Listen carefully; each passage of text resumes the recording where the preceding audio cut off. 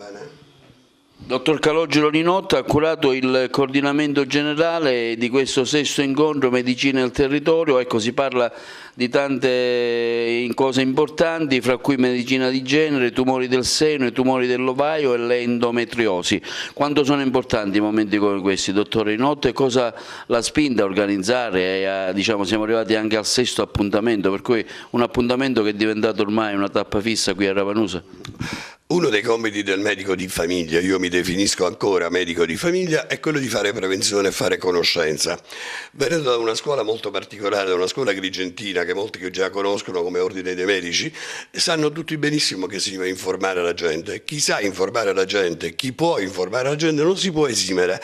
Questi 6 incontri che noi abbiamo avuto a Ravanusa è ormai diventato un po' un costume, tant'è che quest'anno il sindaco, l'amministrazione comunale ne ha voluto fare un evento molto particolare, un evento che praticamente non è una sponsorizzazione ma è una presa in carico di questi seminari.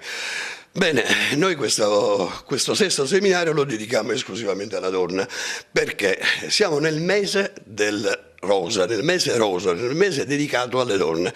Ecco perché parleremo questa sera di malattie di genere, che non è la stessa cosa di malattie di sesso o di transesso, è un argomento che riguarda la nuova medicina, le nuove conoscenze su quelle che sono le malattie legate al genere femminile. Importante oggi questo appuntamento a Ravanusa, il 6° incontro di medicina nel territorio, grazie all'impegno delle associazioni e del dottore Linotta che per il 6° anno consecutivo organizzano questa importantissima manifestazione con relatori di livello nazionale ed internazionale. Quest'oggi si parlerà di malattie di genere, perché è ormai chiaro ed evidente a tutti che il percorso rispetto all'uomo e alla donna è sicuramente diverso, sia l'approccio, sia il decorso della malattia, sia il trattamento, e quindi un approfondimento che consenta ai cittadini di conoscere è sempre importante.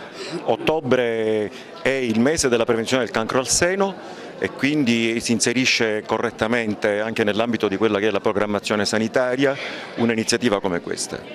Il cancro al seno è la malattia neoplastica che colpisce di più le donne ed è pertanto assolutamente importante che venga diagnosticata in fase molto precoce e che le donne imparino a conoscere il proprio seno in maniera tale da riconoscere eventuali nuove formazioni e quindi ricorrere immediatamente al medico. Volevo complimentarmi col dottore Linotta e col Comune di Ravanusa per questo evento, che rappresenta un evento importante di educazione alla salute e che mi dà la possibilità di accennare a quella che è la Breast Unit. La Breast Unit è un modello organizzativo che serve sostanzialmente a creare un percorso di eccellenza per tutte le donne affette da tumore della mammella, dalla diagnosi alla terapia. Noi in provincia ci stiamo adoperando per creare una Breast Unit aziendale. Io sono il referente di un progetto dell'azienda che è stato finanziato con 900.000 euro. Per più dobbiamo renderci conto che ci sono differenze nelle manifestazioni cliniche e sintomatologiche dell'uomo e della donna. Noi non siamo abituati a curare in maniera diversa i due sessi, ma dobbiamo imparare a farlo.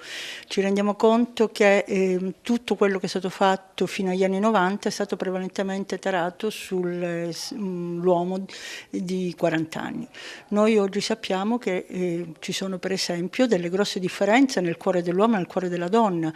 Questo comporta delle gravi implicazioni, perché la donna che va al pronto soccorso non sempre viene riconosciuta come una patologia grave cardiaca come l'infarto, perché ha delle manifestazioni cliniche diverse da quelle che si conoscono, che sono però tipiche del malato di sesso maschile.